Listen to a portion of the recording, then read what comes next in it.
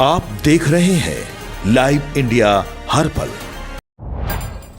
नमस्कार, आप देख रहे हैं लाइव इंडिया हर पल। मैं हूं आपके साथ रेखा मिश्रा। बुलेटिन की शुरुआत जो है वो नेपाल से करेंगे। दरअसल नेपाल में हालात जो हैं वो बेहद ही चिंताजनक है और ऐसे में नेपाल में भारत के अलग अलग राज्यों के फंसे लोग जो हैं वो अब मदद की गुहार लगा रहे हैं भारत सरकार से और सुरक्षित अपने देश भारत आने की अपील कर रहे हैं। इसको लेके कई सारे वीडियो जो है वो सोशल मीडिया पर सामने आ रहे हैं। वहीं अगर हम भारत के अलग अलग राज्यों के मंत्रियों की बात करें तो वो लगातार नेपाल में फंसे अपने अपने राज्यों के लोगों से संपर्क साध कर उन्हें सुरक्षित वापस लाने को लेकर के उन्हें आश्वासन भी देते नजर आ रहे हैं। और इस बीच अगर हम नेपाल के ताज़ा हालात की बात करें तो वहाँ पे हालात बेहद ही ख़राब है और जिस तरीके का माहौल है उस बीच वहाँ के नागरिकों की प्रतिक्रिया भी लगातार सामने आ रही है।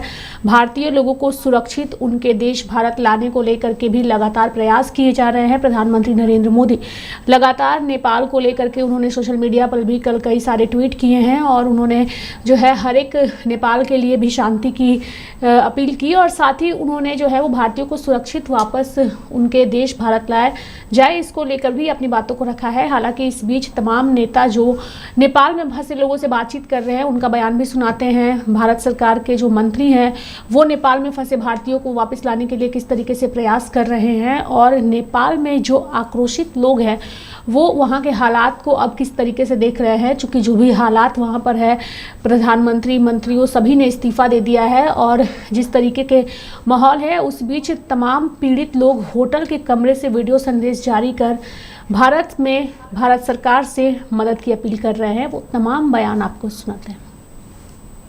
ये सब कांग्रेस की भूल है। अराजकता इसलिए हो रहा है कि कांग्रेस ने इन देशों को अलग रखा।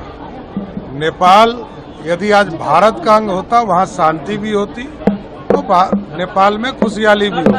सोशल मीडिया को लेकर के सम्राट जी सवाल उठ रहे हैं, क्या कोई गाइडलाइन का बनना चाहिए जो नेपाल में जिस तरह से हुआ है सोशल मीडिया को लेकर? नहीं, देखिए लोगों में असंतोष होता है लेकिन अराजकता नहीं होना चाहिए। मैंने कहा कि आज यदि वो भारत का अंग होता तो आज नेपाल भी समृद्ध होता। यदि पाकिस्तान भारत का अंग होता तो आज भारत के साथ वो समृद्ध होता। मैं तो स्पष्ट कह रहा हूं कि ये कांग्रेस की भूल है जिसके चलते हमको ये झेलना पड़ रहा है। हेलो नमस्ते, I am one of the Gen Zs in Kathmandu. My name is Sudeep Rimal. So you have been hearing the name of various leaders and candidates for the president of the interim government. So whom do you want and what qualities should they have? See, running country is not a easy thing. So we must need various experience to run a country. So for the right now, we have only one good option, that is Susila Karki, because she at least know how to run a country to manage everything until the next election happen. So we at least have to wait. Other leaders have to wait until the next election because there will be various chances to come up in front of Nepal to lead. But for right now, Susila Karki is the best because she know everything to manage countries and I think she can manage to happen next election very well. आपके 18 लोग हैं बराबर ना? और कितने और कोई आपके ग्रुप में 18 लोग हैं बराबर? पूरे ग्रुप में, लेकिन हम अब जो लोग साथ में आए थे तो फिर हम चार थे, बाकी कोई अहमदाबाद से आया, कोई राजकोट से आया, कोई कहीं से दिल्ली। लेकिन वो अपने यहाँ से इंडिया से गए ना, तो वो आपके सब संपर्क में है पूरे लोग 18 लोग? हम एक ही जगह ठहरे हुए हैं सर, एक ही होटल में ठहरे। कौन सा होटल है ये है सर? रिजेंसी। हाँ जी। ओके, ठीक है। हमारे लोग आपके संपर्क में रहेंगे और जो भी अच्छा सेफ पॉसिबल है वो सब करते हैं हम लोग। बहुत बहुत धन्यवाद सर, आपका बहुत धन्यवाद। Okay, thank you sir. जय। हाँ रामभाऊ, हाँ तर ते हो तर तुम्ही तिकडे आता काय आहे, एकमेकाला सगळ्यांना हे करा, धीर द्या, घाबरू नका कोणी पण। हा, आणि इथून आता आपण संपर्कात आहोत, कसं तुम्हाला सुरक्षितपणे इकडे आणायचं त्याबद्दल काम चालू आहे आपलं। हा तो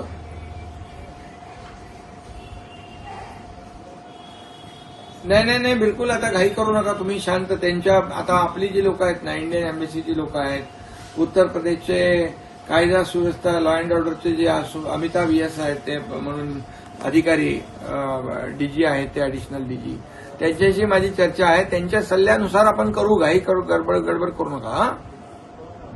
हा, आणि तिथे आपली तिथे स्थानिक लोक पण तुम्हाला आता भेटतील येऊन. स्थानिक लोक आता आपण करतोय ते व्यवस्था. तुम्ही आता शांतपणे, म्हणजे तुम्ही ऍडवाइस शिवाय, त्यांच्या सल्ल्याशिवाय आपण करूया नको. सल्ला त्यांचा घेऊ, कसं आपल्याला सुरक्षितपणे, सेफ्टी काय आहे ते बघू. प्लीज हम लोगों को नेपाल से निकालने की, हमारी पूरी फैमिली बहुत डिस्टर्ब हो रखी है. हमारे घर पे हमारे बच्चे हैं, छोटे छोटे बच्चे भी हम लोग छोड़ के आए हैं. सब लोग बहुत डिस्टर्ब लोग हैं, सीनियर सिटीजन. इन लोगों की दवाइयां खत्म हो गई हैं. हम लोगों को यहाँ के लोकल बॉडीज कोई भी साथ नहीं दे रहे हैं. ये बदायूं के रहने वाले हैं. प्लीज मोदी जी, आप हम लोगों को यहाँ से निकालें, हम लोगों को सबको यहाँ से ले जाए. पिछले 2-3 दिन से हालात नेपाल के खराब थे, लेकिन कल भैरवा के इलाके में काफी भयावह इंसिडेंट हुआ. उनका सीमा के नजदीक भंसार को जला दिया और कई जगह आगजनी किया. चेयरमैन का घर को जला दिया. तो ये जो रिपोर्टिंग हुई थी कल शाम की घटना थी. उसके बाद से कोई इंसिडेंट रिपोर्ट नहीं हुआ है. हमारी नेपाल पुलिस और नेपाल एपीएफ के साथ लगातार संपर्क है. अभी रात के बाद कोई घटना नहीं हुई है. अभी स्थिति सामान्य होने की तरफ है. बॉर्डर पे आप लोग कैसे देख रहे हैं लोगों को? वहाँ से दिखा, हमने नेपाल से भी लोग आ रहे हैं, क्या स्थिति है, कैसे आप लोग उनसे आ रहे हैं? जितने भी भारतीय नागरिक उधर फंसे हुए हैं उनको पूरी कोशिश कर रहे हैं. जो लोग बॉर्डर पे आ रहे हैं उनको फैसिलिटेट किया जा रहा है निकालने के लिए, क्योंकि वो दूर दराज से हैं. उनके यहाँ पे कहीं होटल में थे या कहीं टूरिस्ट पर्पज से आ रखे थे, उनको फैसिलिटेट किया जा रहा है. नेपालीज को जिनका इधर जरूरी है जाना, उनकी जरूरत के हिसाब से, कोई इमरजेंसी है, मेडिकल इमरजेंसी, इस तरीके से उनको भी भेजा जा रहा है. क्या भंसार वगैरह बन रहा है लोगों का? भंसार बंद होने के कारण गाड़ियों का मूवमेंट बंद हो गया है. और जो भारत मैत्री सेवा है इस टाइप का है, तो उनका जो है प्रॉपर चेकिंग के साथ इन किया जा रहा है. मिश्रा भोपाल से. हम पशुपतिनाथ के दर्शन करने जा रहे थे नेपाल. माहौल खराब होने की वजह से नहीं जा पाए, प्लेन से नीचे उतर गए. हाँ, उन्होंने बोला उधर नेपाल का माहौल खराब है, इसलिए प्लेन कैंसिल की जाती है. जी, कितने लोग आप लोग? हम लोग 60 लोग हैं. बड़ा दुख हो रहा है, दर्शन नहीं हो पाए? जी. क्या कब से प्लान कर रहे थे आप लोग? बहुत दिनों से कर रहे थे सर प्लान तो, पर नहीं हो पाया.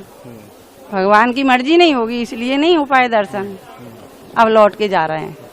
माहौल देखा होगा आपने सब टीवी हाँ, सब जगह, तो टीवी पे भी देखा और यहाँ भी देखा सर माहौल. हाँ, बेकार माहौल लगा. जान है तो जहान है, दर्शन तो फिर भी हो जाएंगे, इसलिए वापस जा रहे हैं. नहीं, देखिए, नेपाल के बारे में हम कल तो फॉरेन सेक्रेटरी से भी बात की है. हम ये चाहते हैं कि एयरपोर्ट पे जो हमारे लोग, भारतीय लोग फंसे हुए हैं, सड़कों पे फंसे हुए हैं, टूरिज्म में जाकर वो अपने एरिया में फंसे हुए हैं, तो उनको सब लाने की जिम्मेदारी फॉरेन मिनिस्ट्री की होती है, गवर्नमेंट की होती है. वो सबको लाने के लिए उन्होंने प्रॉमिस किया है, क्योंकि अब दूसरा कोई रास्ता नहीं है. और क्योंकि बाहर के कोई विमान वहाँ पर उतर नहीं सकते और वहाँ से रनवे भी को अलाउ नहीं करते, तो ये काम उनका है. जल्द से जल्द हमारे लोगों को भारत को लाके जहाँ जहाँ वो रहे हैं वहाँ पर पहुँचाने का काम वो करे. ये हमारी पहले से कहना है. गाइस, इस वीडियो को जितना ज़्यादा से ज़्यादा हो सके उतना शेयर करिए और टैग करिएगा इंडियन एम्बेसी के साथ, यूपी गवर्नमेंट के साथ, और जहाँ जहाँ आपको लगे कि ये वीडियो टैग होनी चाहिए. मैं अमनदीप सिंह यूपी कानपुर से हूँ और मेरा ये दोस्त है सौरभ गुप्ता. मैं भी कानपुर से ही, यूपी से. हम लोग 2 दिन पहले नेपाल आए थे. हम लोग को पता नहीं था कि यहाँ पे प्रोटेस्ट चल रहा है, सो हम लोग यहाँ पे 2 दिन से होटल में ही हैं. अब बट हम लोग को वापस जाना है, तो हम लोग बॉर्डर तक भी नहीं जा पा रहे हैं क्योंकि टैक्सीज, बसेस सब बंद हैं. हम लोगों को समझ में नहीं आ रहा है. सो प्लीज़ आप लोग इंडियन एम्बेसी तक इस वीडियो को पहुंचाएं और उनको इन्फॉर्म करें कि हम लोग यहाँ पे इंडियंस यहाँ पे फंसे हुए हैं. ताकि हम लोग इंडियन एम्बेसी हम लोग के साथ हम लोग की हेल्प करे और हम लोग जल्द से जल्द इंडिया वापस आ सकें। प्लीज़ उनको इंडियन एम्बेसी को टैग करें, ज़्यादा से ज़्यादा इस वीडियो को शेयर करें, यूपी गवर्नमेंट के साथ शेयर करें, टैग करें, ताकि हम लोग जल्द से जल्द वापस आ सकें। हम लोग बहुत डरे हुए हैं। Indian embassy, Indian army, home minister और डिफेंस मिनिस्टर को आप लोग सब लोग टैग करिए, जिससे हम लोग सब लोग वापस आ सके। और हमारे साथ और भी कुछ इंडियंस हैं जो नेपाल में हैं, तो सभी लोग सुरक्षित वापस आ सके। देखिए, ये जो एक प्रोटेस्ट है, ये 8 तारीख को एक प्रोटेस्ट था जिसको होना था काठमांडू में, माइती घर एक जगह है वहाँ पर, और it was a peaceful protest और इसमें कोई भी ऐसी बात नहीं थी, कोई भी पॉलिटिकल पार्टीज इन्वॉल्व नहीं थी इसमें।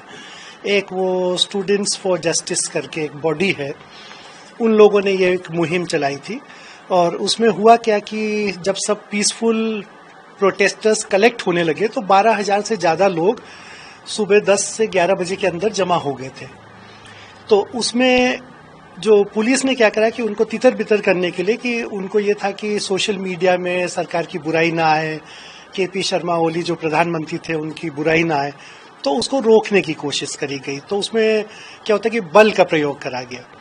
तो आप डेमोक्रेसी में आप ऑफ कोर्स आपके पास में राइट है दैट आप प्रोटेस्ट कर सकते हैं, बट उसको पुलिस कैसे रोकती है इसका एक तरीका होता है। आप ये नहीं कि आपने इनोसेंट जो प्रोटेस्टर्स हैं उनके ऊपर सीधे गोली चलवा दी ना। गोली चलवाने से क्या हुआ कि बहुत सारे लोगों को उसमें गोली लगी। बहुत और भी जगहों में जो पुलिस है वो बल का प्रयोग करती है, बट बल उसमें क्या होता है कि आपको रबर बुलेट्स फायर होते हैं, एंड एक इंटरनेशनल रूल कहता है कि आपके वेस्ट के नीचे पर फायर होना चाहिए। उसमें एक छोटा सा बच्चा है स्कूल का जिसको कि हेडशॉट लगा है, और क्योंकि ये जेनजी था जो अपने मांगों के लिए वो लड़ रहे थे, एक करप्शन फ्री नेपाल के लिए, क्योंकि बहुत साल से सब लोग बहुत परेशान तंग आ चुके थे कि बार बार एक के बाद एक बड़े बड़े करप्शन स्कैंडल्स हो रहे थे देश में, और जो पहले के नेता थे और आज के नेता में बहुत अंतर आ गया। आज एवरीथिंग जो है वो पैसे के बल पर हो रहा था, कि करप्शन बहुत ज़्यादा लाज था और कंट्री काफ़ी पैसा कमा भी रहा है, बहुत अच्छा बिजनेस भी चल रहा है, बहुत अच्छा टूरिज्म भी चल रहा है, फिर भी लोग गरीब हो रहे हैं, फिर भी उनको नौकरियां नहीं मिल रही है। और आपको मैं जो एक स्टैटिस्टिक्स बताऊं कि उसमें 2000 से ज़्यादा नेपाल के लोग पर डे बाहर जाते हैं विदेश में काम करने, and total 40 lakh registered Nepal के लोग हैं जो विदेशों में वेरियस यूरोपियन अमेरिकन सब कंट्रीज में वर्क करते हैं। बहुत से लोग बहुत अच्छे पोस्ट में भी हैं एंड वेरी गुड पोस्ट। तो आप अगर एकदम से सोशल मीडिया साइट्स को बैन कर देंगे तो उनका जो संपर्क है अपने परिवारों से, बहुत सारे दुर्गम क्षेत्र में रह रहे हैं, तो वो सब कट हो जाता है। तो it was uncalled for situation कि ये तो एक डेमोक्रेसी है ना, आप तो आंसरेबल हैं टू द पीपल। आप ये नहीं कि मन मर्जी से जो चाहें आप वो चलाने लगे। और मुझे तो बड़ा अजीब लगा जब एक प्रधानमंत्री का मैंने एक वक्तव्य सुना कि 20 साल की उम्र में शादी कर लो, 30 साल में अपना सेटल हो जाओ, रह लो। When people should be talking about jobs है, एम्प्लॉयमेंट है, डेवलपमेंट है, ये सब। तो इसी दौरान ये कोई भी चीज एकदम से नहीं हुआ है। ये एक कहना चाहिए सिचुएशन था जो बहुत टाइम से डेवलप हो रहा था और बार बार लोग इसको उठा रहे थे, लेकिन जो करप्ट नेता है उनके कान में इसका सिचुएशन का कोई वो कुछ ठीक से करने को तैयार ही नहीं थे। तो अल्टीमेटली ये देखिए, आपने जो देखा कि नेता जो करप्ट पॉलिटिशियंस हैं वो दौड़ा दौड़ा के मारे जाने लगे, बिल्डिंगें फूंक दी गई। तो ऑफ कोर्स देखिए, जो हिंसा होता है उसको कोई भी सपोर्ट नहीं करता है, and I will also not support any जो हिंसा हो रही है। बट ये है कि जब आदमी में गुस्सा होता है तो नेचुरली बहुत सारे एक्सेसेस हो जाते हैं, और जो पार्लियामेंट बिल्डिंग भी जला दी गई, राष्ट्रपति भवन जला दिया गया, बहुत सारे जो नेताओं के घर, क्योंकि उन्होंने कल रात को एक वो अपना इंफॉर्मेशन दिया था कि जितने भी जो करप्ट नेता हैं उनको हम पकड़ पकड़ के उनके घर उनको पीटेंगे और उनको जला देंगे। देखिए, माननीय प्रधानमंत्री जी ने कल जिस तरह से नेपाल के सारे घटनाक्रम पर ट्वीट करते हुए अपनी तरफ से जो चिंता जाहिर की थी, उससे सब कुछ हम सब के सामने स्पष्ट हो जाता है। नेपाल में जो कुछ हुआ है वो चिंताजनक है, लेकिन जिन कारणों के चलते हुआ है वो और भी ज्यादा चिंताजनक है। नेपाल में रहने वाले भारतीय जो बहुत बड़ी संख्या में रहते हैं वो सभी लोग सुरक्षित हैं। उन्हें किसी तरह का कोई खतरा या उनके खिलाफ किसी तरह की कोई भी हरकत अब तक संज्ञान में नहीं आई है। जो पर्यटक भारत के नेपाल में थे, दर्शनार्थी थे, कुछ लोग कैलाश मानसरोवर की यात्रा के चलते हुए उस मार्ग पर थे, उन सब लोगों से निरंतर संपर्क बनाया हुआ है क्योंकि वहाँ अभी नोटम लगा है, वहाँ किसी भी तरह का एयरपोर्ट ऑपरेशन नहीं हो रहा है। भारत सरकार सतत दृष्टि इस पर बनाए हुई है। अगले 3-4 घंटे में शायद वहाँ एयरपोर्ट ऑपरेशन शुरू हो जाएगा। वहाँ हमारे हवाई जहाज पहले से खड़े हैं। सारे हवाई यात्री जो लोग पहले से वहाँ गए हुए हैं उन सब के लिए उन सबको इवैक्यूएट करने की व्यवस्था पहले से वहाँ सुनिश्चित की गई है। लेकिन भारत और नेपाल के बीच में आवागमन का रोड का साधन जो है वो रास्ता बहुत इफेक्टिव भी है, पॉपुलर भी है, बहुत सामान्य रूप से लोग उपयोग करते हैं। वो रास्ता जो एहतियात हमको बरतना उस एहतियात के साथ में वो रास्ता आज भी खुला है। लेकिन अभी भारतीय लोगों को हमने अपेक्षा की है कि वो लोग अभी जिस तरह की स्थिति परिस्थिति वहाँ है, कर्फ्यू लगा हुआ है बहुत सारे शहरों में, नगरों में, उसके चलते हुए वो अभी ट्रैवल ना करें। लेकिन जैसे ही स्थितियां अगले 1 आध दिन में सामान्य हो, रेलवे के रास्ते से वो लोग भारत में आराम से आ सकते हैं। विशेष मीटिंग करने वाले सिर्फ पीएम इसी को लेकर वो मीटिंग ऑलरेडी कल पीएम साहब जब दिल्ली में पंजाब और कश्मीर की यात्रा करके, हिमाचल, पंजाब और जम्मू की यात्रा करके बाढ़ की स्थितियों का आकलन करके लौटे थे, तब आते ही उन्होंने इन सारी व्यवस्थाओं पर सुरक्षा संबंधी कैबिनेट की उप समिति के साथ बैठ करके और सारी व्यवस्थाओं पर विचार किया था, सारी स्थिति परिस्थिति की समीक्षा भी की। 80 लाख नेपाली अपने भारत में भी है। निश्चित रूप से वो हमारे मित्र हैं। नेपाल हमारा मित्र राष्ट्र है। नेपाल के साथ हमारा रोटी बेटी का संबंध है। नेपाल के साथ हमारा दिल का रिश्ता है और वो रिश्ता हजारों साल पुराना है। इसलिए हमारे रिश्ते में कहीं भी इन सब घटनाक्रम का न पहले भी इस तरह के घटनाक्रम होने पर कोई प्रभाव हुआ है न आज। तो नेपाल में फंसे भारत के लोग वीडियो संदेश के माध्यम से अपने होटल रूम से वीडियो जारी करके केंद्र सरकार से मदद की अपील कर रहे हैं। वहीं केंद्र सरकार और तमाम राज्यों के मंत्रियों की ओर से भी उन राज्यों में फंसे यानी कि नेपाल में फंसे लोगों से बातचीत कर उन्हें आश्वस्त करने की कोशिश की जा रही है और सुरक्षित भारत लाने की बात कही जा रही है। मेरे साथ फिलहाल अभी के लिए इस खबर में इतना ही। आप देखते रहिए लाइव इंडिया हर पल। नमस्कार।